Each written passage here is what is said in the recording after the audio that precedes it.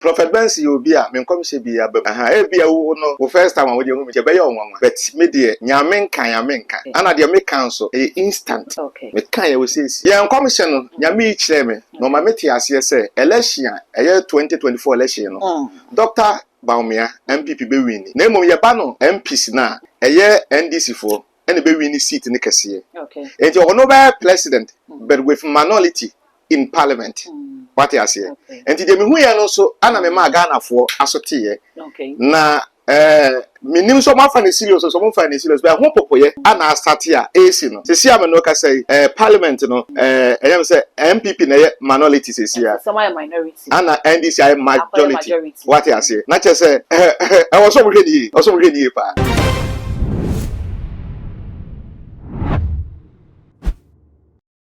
Abusia enra yekoda sore ya ni bepie monten so se yamonye semu no NPP a omukọ parliament na ko moye majority no ebiru so mukọ asetena wie na afi omafi majority aba baye minority na obibe bisa se NPP fi majority aba baye na minority dia ene nwanwa ene sen ne nwanwa eye ye no se wo se edi hu komo ne se ye call social media so ne akwakumu se social media no video bi e bo ho denden dia ni nyina ne sofo Benson enkomhye bi a wo share no just last week ya watch say abaye kwakotu MPP for Afro Dr. Muhammad Bawumia ono ena obefa aba no se mampani na emum or the minority ena ebekọ parliament a minority ena odi bebu mind MPP for no omo set up na omonye omunyewa ye abusua ade anche so ya anche bia ne se ehom popoye ehom frama obi so se ensuo ebeto a emframa edikan enuti asan atwe be prince of no na yebisa ne se ne nkomhye ya wo share ye yama na yiko yama ne moni ye ana eye de ehom frama keke na ebo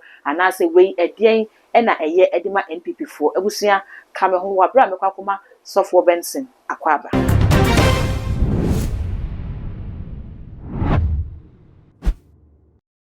papa mpacho mo akwaba Mejo so mini aba papa we de monitor we yankasa yiko ana se yama omuni adwuma ana se yankasa moni adi Prophet Bensi obi a me nkom she bi abam aha e bia wo no first time wo de hu me ntia be ye onwanwa but me de nyame nka ana de me kan so instant me kan ye wo sesi papa kayen kakra e bia no bi ruefi bi kra no bi akohwe video no bi obi ate wante ase yi kayen sen na nkomhwe ne hu no ye nkomhwe no nyame kire me no ma meti ase se election eye 2024 election no Dr. Bawumia MPP be win na emom ye ba no MPs na eye NDC fo ene be win seat ne kase enti ono be president but with minority in parliament what you say enti de me hu ya no so ana me ma Ghana fo asote ye na minim so ma fa ne serious so mo fa ne serious but ho popoye ana start ya AC no se sia me no ka say parliament no eyam say MPP na minority se sia some are minority ana NDC ay majority what you say na che say I was so ready pa na say papa eye hu di ma MPP for of course eye hu di mo because what dey say kura no emleka krai omo dey abe minority minority say MPP na ba minority no na NDC akoya majority e do ma be minority no what dey hwe enya dey peace be ba fie order what you say because those no ha na be sense ha na be giatum what you say enti wo mu fa nhia de se ya na atams no omo so enye edifu oni enye we na nyame fa no so se party no nkom enti wo kasa na o ma fa ne tela na o ma gya to ho what you say na wonyankopon so ewo at a point in time yodifu a osoma no se fa semwe ekoma nkofo we media soma me se me fa semra MPP fo na me fa mla Ghana fo na de meka no so nyame se me ka me wi a me nkwatena se wono aba na dwuma enti wo de asi a na so mbetena se adi agoro de a na chi so omo amasem etojo because makachiro mo ase omo di agoro MPs ni pibelusu as MPs na sabi president aba president now the minority na president what you say now speaker of parliament na ono we third in command what you say na o kwa ne sen enti nyame afa me so akasa ana anche bia asi na ye adwuma o man Ghana mu na be repeat no for 4 years a day animu okay some pa emre ye betu aye nyoma na ya sele se de bia me ka no na some didi agro dia nyoma ye wadifo dia because who wadifo na de nyame anfa difo no so ankasa okay adifo bi a shenkom ha na tumi a shenkom say there is going to be a minority president be free mapi what you say enti da bia me ka cho say me nyame nka na de meka bia ye tie nyame aka na de meka bia so see life okay enti sanity okay na say papa ye sha na say obi ka say me difo ni a enye bibia na ne wuhu ne say wo difo no nyame beda ni nyina dia dia kye no ebe be so betimi ada wo hu bibi e dia kye difo bi foforo ama na be ka kye me da wase sanity okay emre bia na nyame etumi sisa no ho what you say na samre no nyame asoma me e wa MPP fo nchen okay na menchira bo de abato na ye beto no de besi some be fa ni serious a omasem omo fa ni serious a omasem me de me yesomafo what you say na ye ba the politics mu a nyame afa me so a hyem koma ma politicians pi na omo na omo nim de omo nim say papa we de oka bia ne bam okay what you say na some ye ne say oh enye on na bompa ye maye enye on na hyem kom maye enti bia ye nya no ntena se a omo wo wa na de na pray say o say last time ka just ade ne be pray say de ye pray you know movie no once I start enti omo nim e be pray say movie na kire obosa because me de obo ade ne me kasa yawe ene me kasa Emmanuel ene me kasa sana da me ka kire o enti Emmanuel de waka no so na start ye adwuma no mo omo nya nyoma no mo de minority no call parliament ho 2024 to 2028 omo so be hye to omo nya nyoma okay papa wo ka sa nyina wo se omo nya niema na de se papa akwanya no wo ho se MPP fo sori ye bibia ni omu hu ebetimi asesa moma na oh yes sir commission no no nyame kire me nyoma pi okay nyame kire me nyoma pi odifo bi a hye nkom wi a na de ohu ye no pese ebam nso o sa wadwuma ye ka ho because commission no wontumi enhu vision no enka ni nyina anto ho sa ye ka ye jabi o ye ka ye jabi nya ni nyina na ye ka no se wo hu chiame ya so wo hene ne kasa wi a wo chiame no obolo tofa no wa posade no wa yi de efe no no wa moa no no de ato ho what you say enti o chiame no wo hene na some difference wo okay na chiame ne nanim de wo hene kai chiame enanim ansem a wo hene ye dai e kai enti ye na me menim de Emmanuel akachile me what you say and what chile me de ya ebeboa because anyense ye de ye shankom na atla kwa ye shankom ye so adwuma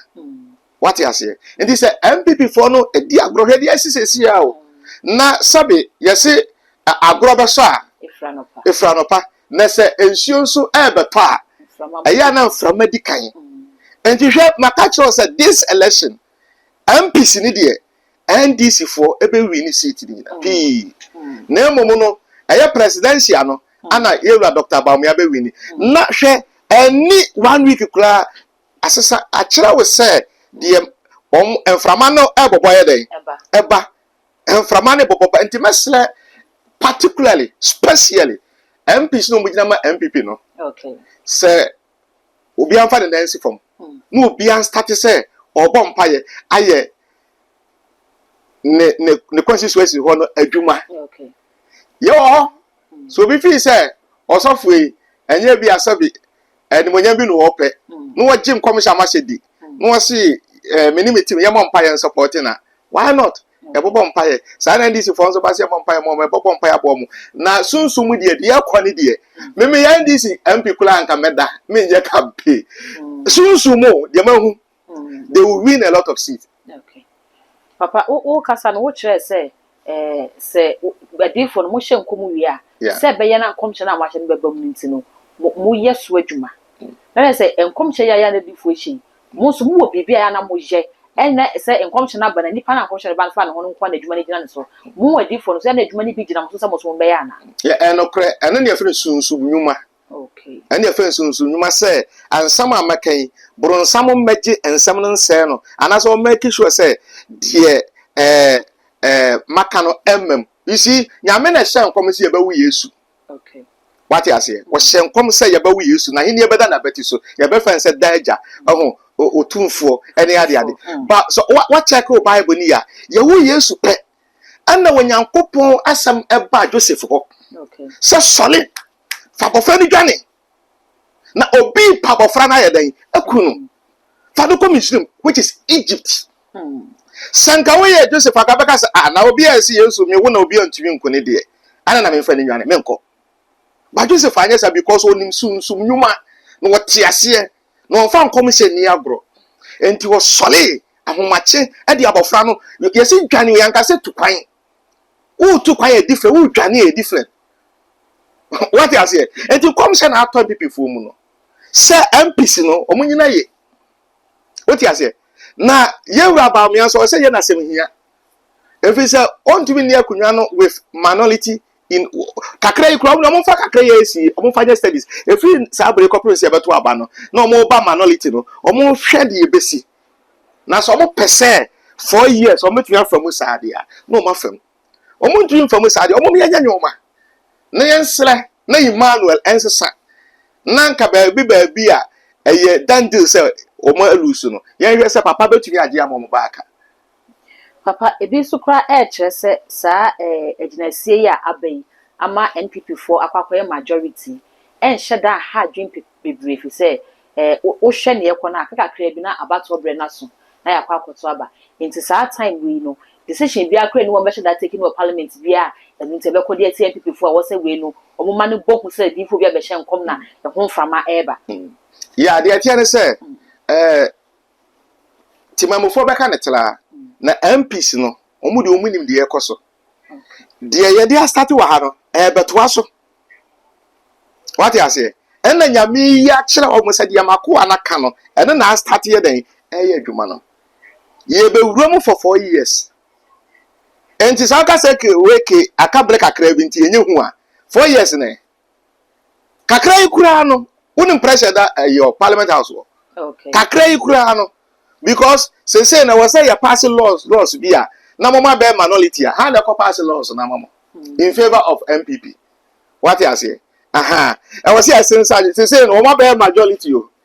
na wonum say what politics ase na e ka so be a majority side enyoma otumi ya oh well let's be a want politics ase and obeka ne tell say emle ni sa ensakura o so many decisions can be taken within this period what you say and one more political players they know say a huge something has happened na sana sunsumu so tie in spiritual realm no a huge something has happened and make us for the first time we are going to witness a president with minority make an akwa but will be a political embassy no say hey asema papa ne ka no because emu say a speaker no e the other side minority leader e the other side and hey mama eje easy sir unless I want to politics I say what I say enti nyame de kire mo say de esi no momo mani ya dai enna ho na esi akra pa de kokwa hu a yeti da mama ha kire e kire no what I say na ansa na aboa odwan unu odwan empani sa ansa na aboa odwan beda himfie kwaya no no aso no ho ahwe ansa na odwan because ahimfie paboa ye sacrifice enye odwan na yesu and so you odwan na beda himfie kwaya no dia no aso ho ahwe say obetu ya face and so mo fi say the ekwi omo 4 years obetu ya famu sa dia omunya ne tira but enye ize mo enye ize mo omo fo na nsi ho na omunya say ye wadifo this time no when we say sabi prophet Ozuben Pakwa no yomudi for shamkom once wa shamkom in favor of NDC I am the only person metumi a kire mo say na ebesi and I start here then esi we kire say onyame yudi fofofra ma party no na kire say papa ne MPP4 de wo mani to ne so se wo mudifo no yeah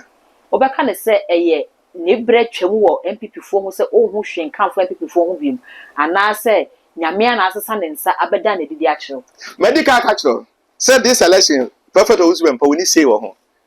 makachi Ghana for nyina. Makachi mo dada. And even the meka me see this election prophet husband but when he say oh. Nyame ni akasa se yankasa wo system no. Ni yankyere Ghana for say difo a this election yakasa fa ho ni. Ana me catch so no empire no wo bo no kuta mark no say wakoma pendi nyankopon de akunwa na yede ama empire de nasem ana wo ka wa no kwa ya bo empire na wie ono akasa bo empire no say wakoma pendi nyame wa akasa that say the Lord when he said that say the Lord is different ball game altogether what you say we can say na nyame kan a difference of say oh me come as no that say the Lord dear bano in Ghana politics, you know, a befe, a behu, a beya, a beya. Papa, who you so we say okay. Says Sanet said they are free meeting na Ghana when you're seven. You who say presidential seat, no party, be the president, our party, and the majority, no, our parliament, to be in favor of the party. Okay. Say, what or mine up in us, a whole Christ and some more majority, no magiatum. It is a baby beba, ama Ghana when you say no. Ye baby who say presidency, no. Only majority our parliament into no and yet decision be no betimi take here and no be stance be a ye best try here be se betimi aboa Ghana amamu nana where why na mamenka sem chilo adena ka start free president Akufo-Addo so president Akufo-Addo so ana na ko betwa president with minority ana party no say no ya fa ya na ya si ho a and no crown who prepare by one kasa also we speaker of parliament in favor of NDC and not just soon no ade ekutabu na no enya ade a wodi wani han behwe dey me che what you say enka 4 years in Akufo-Addo president Akufo-Addo his excellency and ko betwa with minority and nyame na boa omo na hwewe kura no se no ma pass through. Na some say hwe na some say be from 4 years na say Ghana for be person wetin say sa ade na enkoye mo decision taking no be difficult, okay, extremely difficult as an man prof for the party Papa flow for the party and immediate me nyame ni pasa adi for position kom maka kire wo say o mo use psychology ade na me na say psychologically me good for 8 years be change aban okay enti ka me pese me nya favor me ka me ka say NDC beba okay ana omo nso nkom se di for nkom se so obi etu achechire mu ya eye me nko ana me be hye nkom chirechire mu se Mahama onwini Bawumia doctor vice president beden ebe wini na emom no MPC ne de NDC for no de maka obi abeka chemu se ebe nipa no wapeke me no obeka okay ana meka ya no nso no maka cho so odifo bi hu asem a wode bi sie no waka bi wo kyene bi no woja bebe de na ya den esi enti se omutie no mu fi se papa yi ne nsem wo kana mu odu but yenye hu bibia omu frɛ ne a yenye hu behia nti womo a eka say ne MPP fo ekomu eni eye omo a na atena omo a ne pe omo pese me nkumnya omo nya atwum o meniwe nka niwe hu e machine party no ho bufuo a omo de kwato abati a omo nipa ma na menya parliament speaker of parliament no floor ho no eno ne enne ensunsuaso omo hu oni saafo ne ya adwa na de stance na wo se da bi enya saa keke ne mum bibi wo ho sunsun from ka ho yes spiritual nti enya ne omo kan na party a wo kwato aba na wo kwato aba na ukuta seat fi ni atu agi seat ni na influence na wonne opposition abe fa level na ko yi speaker of parliament enka be yetia there be eje sunsun ade na ewe se esi ehwo ne no madi fo na hu okay na ko so bo ye bibi fa ho ten anadwo na me sa anadwo na se maka twa se me na anadwo na mo vote ni nyina na mani di akire se na me follow process ni nyina na I was laughing said yeah unprecedented I don't know kind of the NC that be see parliament ne ana ma so for the say that you know so the boom the ma so for the say that you are was daddy no omo ma me so oh na omo sa di abra the NC wo Ghana politics mu we no ebiesi say president with minority no omo beto baby a bit SCC but with 4 years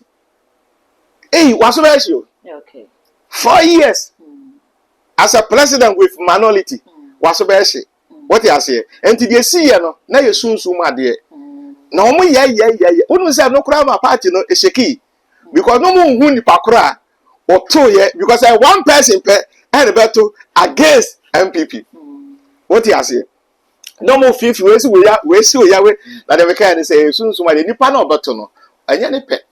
About 12 years no.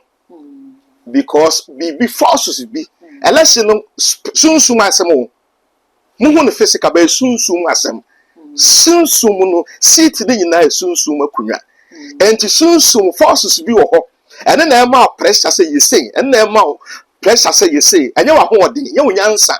What do we answer? Who we are soon that shall say you say. To soon when yet night would you for no yard also.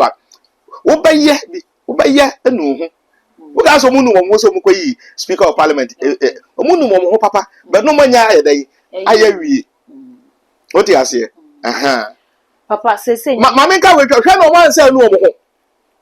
I'm a young trouble, you mamma say no more say I mistake. See a young president, but you have a minority in Parliament. Must I repeat you? Share MPP for no more. Say a president Abba. Bet your president Abano. Minority and the Equator Parliament House. Okay. Papa, me ma wabo wasem ne to fana ye di yanko hwehwe ne abawie no. Sese nyame nam so e de enkomhye no aba. O de beto monten so wan kan hye. Woye ye no. Sese no ehun frama na abai. MPP fo no ebia na obi ate. Ebia na obi ehun komhye no ama wabohu wawoso. Papa, hye camera nim. De na MPP fo no sese be bi adu so wo monye na ebeboa wo. Meda wase se MPP for tie bia dem say Prophet Benson me new e wo mu omanim. Okay. But mo fa me commission ni agro. If so mumu nipa ni baako bi wo ho a omuni mi. No mu say me commission very serious. Okay. Na the also mo ye de say I was say omoma ye de nyoma gukwa mo omo. Okay. Na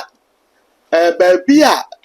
omu belusu ni nyina no MPC belusu ni nyina no ye sunsun adwuma ni ye sele. Okay. Na nyankopon etie no wasade seat ne yedai emo because my dika ka chose sade ne nyawo di akora sunsu mutumi sele ama nyankopon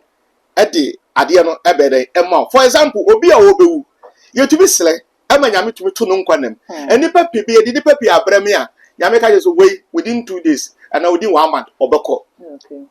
Evidence doctor for nyina declare. But it be slave radia but to be many pano 5 years, 10 years, maybe to be even 30 years. Okay. What you say? Me come me be ni we dia abetom keke, ma me be ni nikunu. No more HIV omu be wu. But omba mani mono up to date oboda so ti ala se boy ko be 20 years. Okay. What you say? And you to be slave sunsumu ama nyame tie eyade. And you commissioner ba so mbelu su city die. But omo be anya su adwuma ni ensele. Na nyame ma we empale won no mu wini ni ye na de ekọ no commission ne boboba sisi sa no enye sabe enye ma me ko opi because me dem your prophet me ko opi but enye mo as a party ne de enye mo na NDC fonso as omani age pa ye we be si no bi nko enwa ye papa ye da se pa se tun sa for bibia so nya bre na oni ye ba betwetwe enkomo me da Ghana for ase de be ka kire Ghana for de say sabre nyina mo mpaye na election nkwasom dwiem na say ya we nso be ya somdwie na mo we ni be ye fe ebe de na minimum say nyame nti inshallah by December mono ni year president na bibia ye kama abusua we eye Prophet Benson na ye no atwetwe akomo no o se inshallah enter 7th 8th 9th December enduna Ghana ha yato ya ba na wi eye president asumdwem abone bia ensi ye ma ye hu comment e wo video yi ase afi we ne sa no emi subscribe button no so e de amame now the bell no aka ho oye ne sa upload bia onsa ebetimi aka oko social media handles ni nyina so also too much gigs e ya kai so over like na wa share so e de amame abusua ye woni da se me makra